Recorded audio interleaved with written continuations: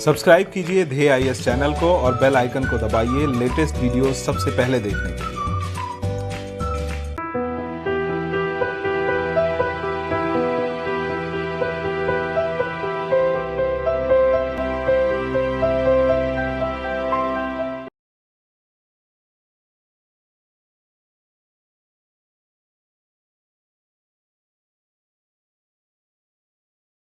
नमस्कार, मैं सुनील वर्मा ध्येय आईएएस टीम की ओर से आपका स्वागत करता हूं ध्येय टीवी पर। हम बात करेंगे डेली करंट अफेयर्स के अपने एक खास प्रोग्राम जिसमें खबरों का एनालिसिस हम प्रारंभिक परीक्षा के पॉइंट ऑफ व्यू से करते हैं। आइए आज भी कुछ प्रमुख खबरों को हम देखते हैं जो हमारे लिए प्रारंभिक परीक्षा के पॉइंट ऑफ व्यू से काफी महत्वपूर्ण हो सकती है।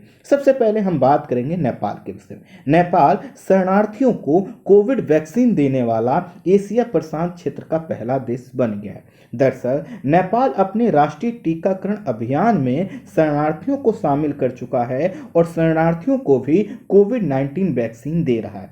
7 मार्च से पूर्वी जो हिस्सा है नेपाल का, यहाँ पर जो भूटानी शरणार्थी रहते हैं अर्थात भूटान से आकर जो लोग यहाँ पर शरण लेकर रहते हैं उनको क्या किया जा रहा है, टीका दिया जा रहा है। पूर्वी नेपाल का एक क्षेत्र है जिसको झापा क्षेत्र या झापा जिला के नाम से जाना जाता है। यहाँ पर भूटान से आए हुए शरणार्थी रहते हैं और यहीं पर टीकाकरण किया जा रहा है। दरअसल हुआ क्या था कि 1990 के दशक में जो है कि लाखों की संख्या में भूटानी शरणार्थी जो है कि अब भूटान छोड़कर बाहर गए और उसमें से बहुत बड़ी संख्या में ऐसे लोग थे जो नेपाली बोलते थे, अर्थात जो भूटानी लोग भूटान छोड़कर जा रहे थे उसमें से एक बड़ी संख्या ऐसे लोगों की थी जो नेपाली बोलते थे, नेपाल के साथ उनकी निकटता थी। ऐसे लोग क्या हुए, भूटान में रह गए और वर्तमान समय में लगभग 18,000 से अधिक जो है कि भूटानी शरणार्थी नेपाल में रहते हैं और इन लोगों को भी टीकाकरण किया जा रहा है।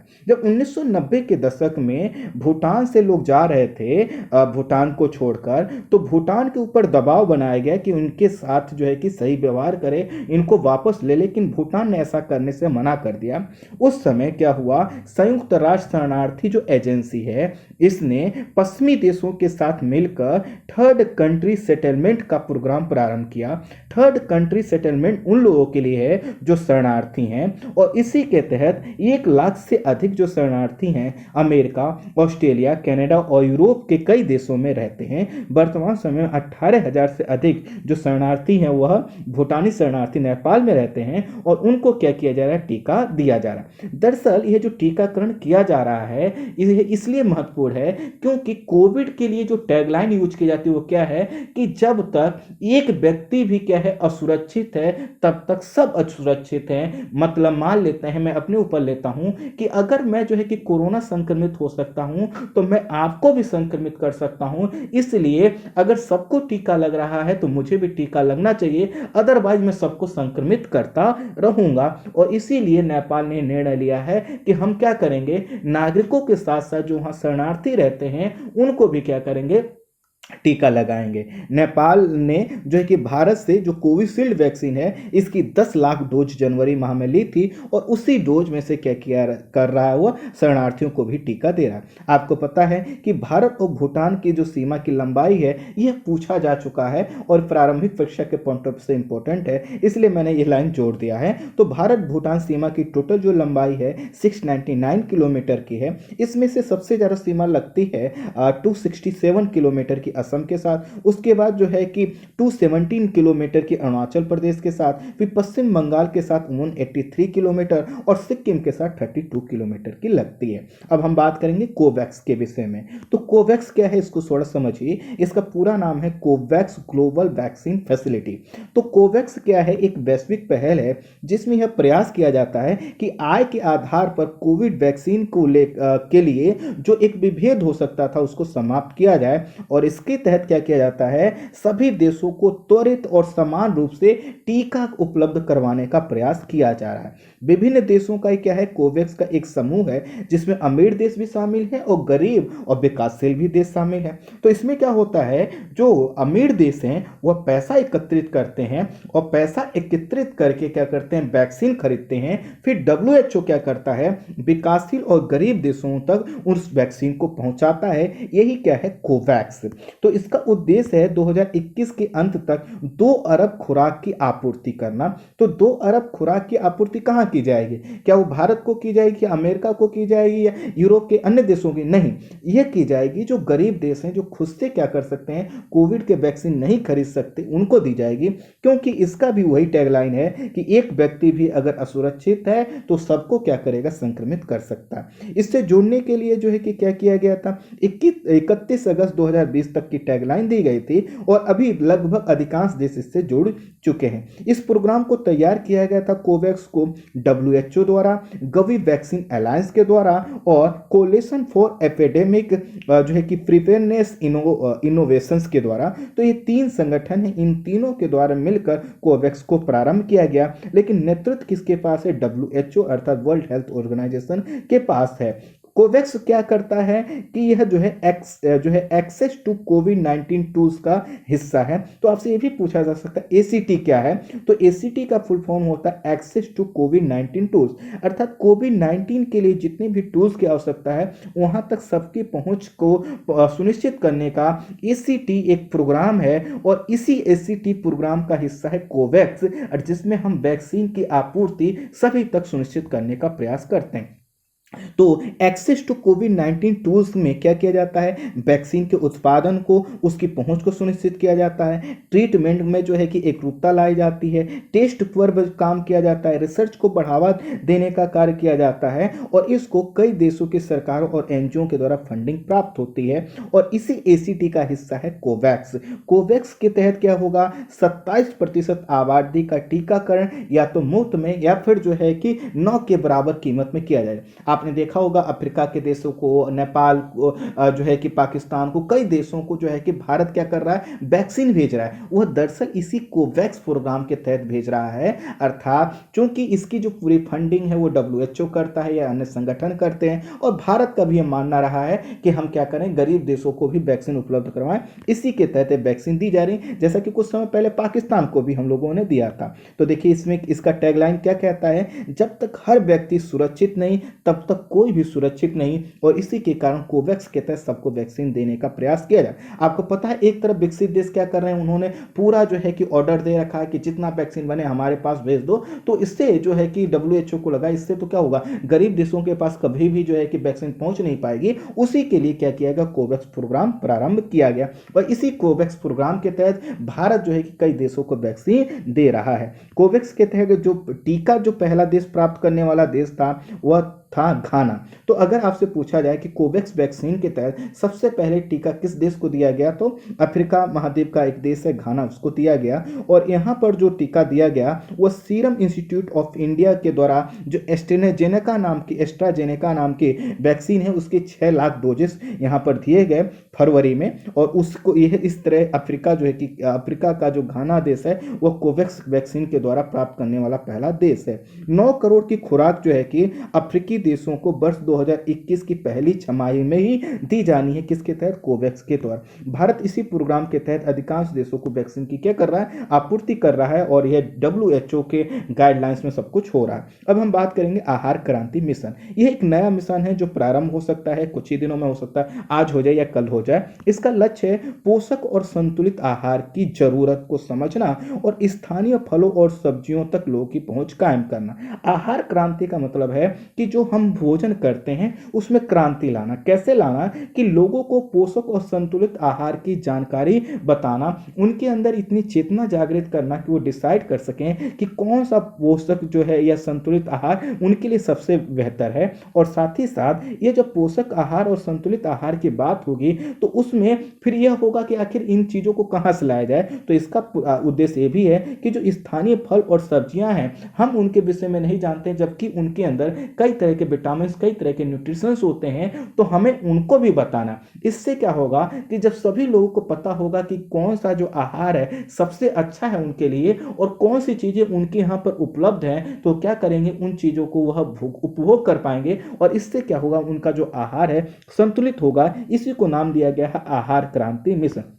इसको प्रारंभ किया जा रहा है विज्ञान भारती और plus global institute Indian scientist and technocrats forum के द्वारा। तो अगर आपसे पूछा जाए किसके द्वारा प्रारंभ किया जाएगा तो विज्ञान भारती सिंपल नाम है, एक बड़ा सा नाम है, global Indian scientist and technocrats forum के द्वारा इसको प्रारंभ किया जा रहा है। इसमें इसका जो टैगलाइन है उत्तम आहार उत्तम विचार। भारत में आपको पता है कि उत्पादन बहुत सी चीज़ों का होता है, फलों का, सब्जियों का, हर क्षेत्र में होता है, लेकिन लोगों को उसके विषय में जानकारी नहीं है, इसलिए क्या होता है वह जो है कि वेस्ट हो जाता है, बर्बाद हो जाता है। और हमारे यहाँ कुपोषण की भी समस्या है, अर्थात दोहरा कंडीशन है। एक तरह तो हमारे यहाँ क्या होता है, खाना बर्बाद होता है, चीज़ें खेतों में सड़ जाती हैं, लोग उसका उपभोग नहीं करते, ऐसे ही उसको फेंक दिया जाता है। दूसरी तरफ हमारी तरफ कुपोषण की समस्या है। तो इनका कैसे होगा उपाय सुनिश्चित होगा, इससे यह होगा कि पहले तो लोगों को बताया जाए कि आपके चारों तरफ जो चीज़ें मिलती हैं वो कितनी पौष्टिक है, कितनी आपके लिए जरूरी है। और फिर लोग अपने, जब सभी लोग अपने स्थानीय फलों और सब्जियों का जो है कि कृषि उत्पादों का प्रयोग करने लगेंगे तो इससे आय उनका जो है कि क्या होगा, स्वास्थ्य भी बेहतर होगा, जो स्थानीय स्तर के इन चीज़ों का उत्पादन भी बढ़ेगा। और इससे क्या होगा, इनका इम्यूनिटी सिस्टम बढ़ने के साथ साथ लोगों को अपने जो है कि खान पीन के विषय में अधिक जागरूकता सुनिश्चित हो पाएगी। स्वस्थ पोषण जो है कि क्या करता है, प्रतिरक्षा तंत्र को मजबूत करता है। और वर्तमान में जैसे कोरोना जैसी महामारी है, आने वाले समय में ऐसी महामारियों के आने की संभावना बनी है, क्योंकि जूनोटिक जो डिजीज होती हैं, जंतु के द्वारा होने वाले जो डिजीज है उनकी मात्रा बढ़ रही है। आपको पता है कि संयुक्त राष्ट्र ने वर्ष 2021 को कौन सा वर्ष घोषित किया है, तो अंतर्राष्ट्रीय फल एवं सब्जी वर्ष घोषित किया है। इसी के तहत आहार क्रांति जो मिशन है, ये क्या है, यूनाइटेड नेशन के जो अंतर्राष्ट्रीय फल एवं सब्जी वर्ष के क्या है, अनुकूल है। और इससे भारत का लक्ष्य ये है कि जो SDG 3 है, अर्थात सस्टेनेबल डेवलपमेंट गोल 3 है, इसको प्राप्त किया जाए। इसमें क्या कहा गया है SDG 3 में कि सभी लोगों को स्वस्थ जीवन और कल्याण हो, अर्थात लोगों को ऐसी कंडीशन देनी है कि लोग स्वस्थ रहें, उनका जो जीवन हो बेहतर हो, बीमारी से मुक्त हो। तो इससे क्या होगा, SDG 3 को गोल को भी हम प्राप्त कर पाएंगे। आपको पता है भारत में आयुर्वेद का अच्छा खासा जानकारी है, और आयुर्वेद में क्या है, पोषण के विषय में काफ़ी कुछ लिखा है। तो इससे क्या होगा कि यह जो है कि मिशन को ये क्या होगा, आयुर्वेद के विषय में भी ये जानकारी को प्रसारित करेगा, खान पान के विषय में जानकारी को लोगों तक लाएगा, स्थानीय फलों और सब्जियों के महत्व को यह बताएगा। और जब लोग खान पान, स्थानीय फलों और सब्जियों के महत्व से परिचित होंगे, आयुर्वेद से परिचित होंगे, तो अपने आप क्या होगा, उनका पोषण का स्तर बढ़ेगा। इसके लिए क्या किया जाएगा, कार्यक्रम यह लाया जाएगा कि जो अध्यापक हैं उनको पहले प्रशिक्षित किया जाएगा, उन अध्यापकों के माध्यम से बच्चों को, अर्थात छात्रों को प्रशिक्षित किया जाएगा। और छात्र क्या करेंगे, अपने घरों पर जाके चीज़ों को बताएंगे, पेरेंट्स मीटिंग में इन चीज़ों को बताया जाएगा। और इस तरह से धीरे धीरे समाज का ही क्या हो जाएगा, हिस्सा बन जाएगा। जैसा कि पोलियो उन्मूलन में इस रणनीति का प्रयोग किया गया। पोलियो में क्या होता था कि जो है कि स्कूलों में पोलियो के खुराक दी जाती थी, माता पिता बच्चों को लेकर आते थे, उससे क्या है, लोगों में जागरूकता फैली। ठीक इसी के तहत इस कार्यक्रम में भी अध्यापकों, फिर छात्रों, फिर उनके पेरेंट्स और इसी तरह पूरा समाज क्या हो जाएगा, जुड़ जाएगा, क्योंकि हर परिवार से कोई ना कोई बच्चा तो स्कूल में जाता ही है। तो इसका जो वैश्विक लक्ष्य है वह है आहार क्रांति मिशन का, कि पूरे विश्व के लिए एक ऐसा मॉडल बनाना जहां पर आहार को लेकर, खान पान को लेकर एक बेहतर अवेयरनेस दिखाई दे। ये जो पोषण क्या है और क्यों है, इसका एक पाठ्यक्रम पढ़ाया जाएगा, अर्थात आने वाले समय में स्कूलों में एक पाठ्यक्रम होगा, पोषण क्या और क्यों, और इसको क्या किया जाए, इसके माध्यम से इस क्रांति मिशन को आगे बढ़ाया जाए। इसका जो प्रचार है, इलेक्ट्रॉनिक माध्यम, ऑफलाइन माध्यम, नुक्कड़ और नाटक, हर तरह से इसका किया जाएगा। अब हम बात करते हैं महेंद्रगिरी, उड़ीसा का जो है दूसरा बायोस्फीयर रिजर्व के विषय में। अभी बना नहीं है लेकिन प्रस्ताव है। उड़ीसा सरकार ने एक प्रस्ताव रखा है कि महेंद्रगिरी को दूसरा बायोस्फीयर रिजर्व घोषित किया जाए, जो कि पहला जो यहाँ का बायोस्फीयर रिजर्व है वह सिमलीपाल बायोस्फीयर रिजर्व है। और यह जो है कि बना था 28 मई 1996 को। इसका जो क्षेत्रफल है 5569 वर्ग किलोमीटर है। महेंद्रगिरी राज्य का जो है कि ये जो क्षेत्र है, यहाँ पर आपको पता है कि राज्य की दूसरी सबसे ऊंची चोटी है, 1501 मीटर इसकी ऊंचाई है महेंद्रगिरी। इसी के पास वाला जो क्षेत्र जंगली क्षेत्र है, इसी को कहा गया है, प्रस्ताव रखा गया है कि बायोस्फीयर रिजर्व क्षेत्र घोषित किया जाए। इसका जो क्षेत्रफल होगा महेंद्रगिरी, प्रस्तावित महेंद्रगिरी बायोस्फीयर रिजर्व का, वह है 470,955 हेक्टेयर। तो ये ध्यान कर लीजिएगा, इसको सही से पढ़ लीजिएगा। और यह जो क्षेत्र है महेंद्रगिरी वाला, आप यहाँ पर देखेंगे तो ये क्या है, एक जो है कि पहाड़ी पारिस्थितिकी तंत्र है, अर्थात माउंटेनियस जो है कि क्या है, इकोसिस्टम का यह भाग है जो कि क्या करता है, उत्तर और दक्षिण की वनस्पतियों के बीच में एक कनेक्टिविटी का प्रदान करता है। क्योंकि इसकी जो लोकेशन है आप देख सकते हैं, तो दक्षिण की जो वनस्पतियां हैं वहाँ के जो जीव हैं और उत्तर की जो वनस्पति और जीव हैं इनके बीच में एक कनेक्टिविटी प्रदान करने का यह प्रयास करता है। और इससे क्या होता है, इसका जो महत्व बढ़ जाता है। महेंद्रगिरी संरक्षित पुरातत्व अवशेषों को यूनेस्को की विश्व धरोहर स्थलों की अस्थायी सूची में सूचीबद्ध किया जा चुका है। इसलिए लोगों का मानना है कि चूंकि पहले से ही महेंद्रगिरी के जो पुरातत्व अवशेष हैं उनको यूनेस्को की विश्व धरोहर स्थलों की अस्थायी सूची में सूचीबद्ध किया गया है, इससे क्या होगा, इसको बायोस्फीयर रिजर्व में घोषित करने का जो प्रक्रिया है वो आसान हो जाएगी। उड़ीसा की जो 40% वनस्पति इस क्षेत्र में आपको देखने को मिल जाएगी। संकटग्रस्त औषधीय पौधों की यहाँ पर 41 में से 29 प्रजातियां आपको यहाँ को देखने को मिलेंगे। पक्षियों की यहाँ पर 165 प्रजातियां, स्तनधारियों की 27 प्रजातियां, 23 प्रजातियां कछुओं की 3 प्रजातियां, सांपों की 23 प्रजातियां, उभयचरों की 15 प्रजातियां आपको यहाँ पर देखने को मिल जाएगी। अब जो बायोस्फीयर होता है, आपको पता है जो बायोस्फीयर रिजर्व शब्द का प्रयोग सबसे पहले एडवर्ड स्वेस ने किया था।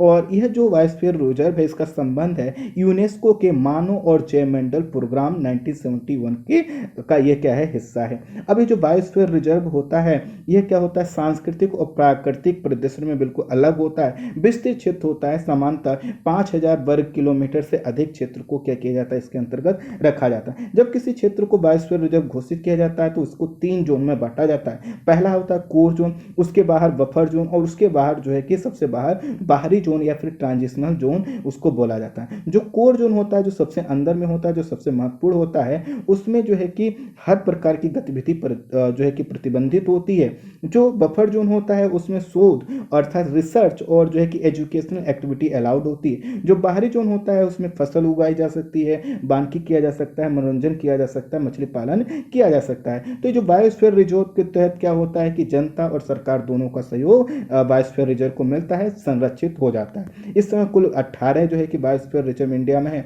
यूनेस्को के मानव और संरक्षित जैवमंडल MAB का ये क्या है, हिस्सा है। और आपको पता है कि MAB में 18 में से भारत में जो 18 बायोस्फीयर रिजर्व है इसमें से 12 संरक्षित जैवमंडलों को विश्व के जो कि जैवमंडलों का नेटवर्क है उसमें शामिल किया गया है। अब हम बात करेंगे काली कंबल मंदिर के विषय में। चेन्नई के जॉर्ज टाउन जो है कि जॉर्ज टाउन का जो थम्बुचेट्टी स्ट्रीट है वहां पर काली कंबल मंदिर स्थित है। आपसे लोकेशन इसकी पूछी जा सकती है। पहले समुद्र के किनारे हुआ करता था चेन्नई में, लेकिन क्या हुआ था कि जो पुराना मंदिर था उसको पुर्तगाली आक्रमणकारियों ने उसको नष्ट कर दिया था। और इसलिए वर्तमान समय में चेन्नई के जो है कि रिहायशी क्षेत्र है, चेन्नई का जॉर्ज टाउन वाला जो क्षेत्र थेम्बुचेट्टी, वहाँ पर इसको बनाया गया है। और ये वर्तमान का जो मंदिर है जो कि यहाँ पर बना हुआ है जॉर्ज टाउन में, यह बना था 1640 के दशक में। जो पुराना वाला था वो बहुत पहले बना हुआ था। ये जो मंदिर है यह जो समुद्र के किनारे पहले बना हुआ था जिसको पुर्तगालियों ने कर दिया था, वो देवी कामाक्षी के उग्र रूप का जो है कि मंदिर था। लेकिन जब इसको यहाँ पर पुर्तगालियों ने नष्ट कर दिया, फिर उसके बाद जब यहाँ पर जॉर्ज टाउन इसको बनाया गया तो यहाँ पर जो है कि जो उनका शांत स्वरूप है कामाक्षी देवी का, उनका जो है कि मूर्ति स्थापित की गई, उनकी पूजा की जाती। यहाँ पर यह जो मंदिर है हिंदू देवी कामाक्षी, पार्वती और भगवान कामतेश्वर को समर्पित है। वर्तमान में ये जो मंदिर वाला क्षेत्र यहाँ पर शांत काली कंबल देवी को यहाँ पर पूजा जाता है। इस मान्यता है कि मराठा योद्धा शिवाजी 1600 के आसपास यहाँ पर खुद पूजा करने आए थे। अब हम बात करेंगे फूट एंड माउथ DGFMD के विषय में। तो इसको हिंदी में बोला जाता है मुंह पका या खुरपका। खुरपका का मतलब होता है या जो है कि फुट का मतलब होता है, जैसे आपने देखे होंगे जो जानवर होते हैं उनके खुर होते हैं पैरों के नीचे, तो उनमें होने वाला मुंह और खुर में होने वाला रोग है। ये पशुओं में होता है, अत्यंत संक्रामक है, इसलिए एक बीमारी एक पशु से दूसरे पशु तक आसानी से पहुंच जाता है और घातक विषाणु जनित होता है। गाय, भैंस, भेड़, बकरी, सुअर, पालतू पशु, हिरन और जंगली पशुओं को ये प्रभावित करता है। ये कभी भी फैल सकता है, इसके लिए मानसून होना या किसी खास कंडीशन की आवश्यकता नहीं है। इससे इंसान तो प्रभावित नहीं होते, लेकिन जो दुधारू पशु होते हैं वो सूख जाते हैं और धीरे धीरे बीमार पड़ जाते हैं, फिर उनकी मृत्यु हो जाती है। दरअसल इसमें क्या होता है कि जो पशु होते हैं उनको तेज बुखार आता है, मुंह और मसूड़े और जीभ के ऊपर छाले पड़ जाते हैं, मुंह से लार निकलने लगता है, पैर पैर में भी इन्फेक्शन हो जाता है, जैसे फफोले टाइप के पड़ जाते हैं। तो ना तो पशु कहीं चल पाता है, ना उसको कुछ खाने पीने का मन करता है। धीरे धीरे क्या होता है, उसकी मृत्यु हो जाती है। और यह जब भी कोई पशु इससे संक्रमित होता है तो उसकी जो दुग्ध उत्पादन क्षमता है उसमें 80% तक कटौती हो जाती है, अर्थात गिर जाता है, जिससे क्या होता है किसानों को या जो पशुपालक हैं उनको काफ़ी नुकसान होता है। मृत्यु हो जाती है लेकिन बहुत ना के बराबर। और उस मृत्यु के पीछे कारण क्या है कि चूंकि वो जब फीवर होता है और उनके खाने की क्षमता कम हो जाती है तो खाना छोड़ देते हैं पशु, इसके वजह से हो जाती है। वर्तमान समय में अरुणाचल प्रदेश में इसका प्रसार देखने को मिल रहा है। तो इस वीडियो में इतना ही। Thank you so much.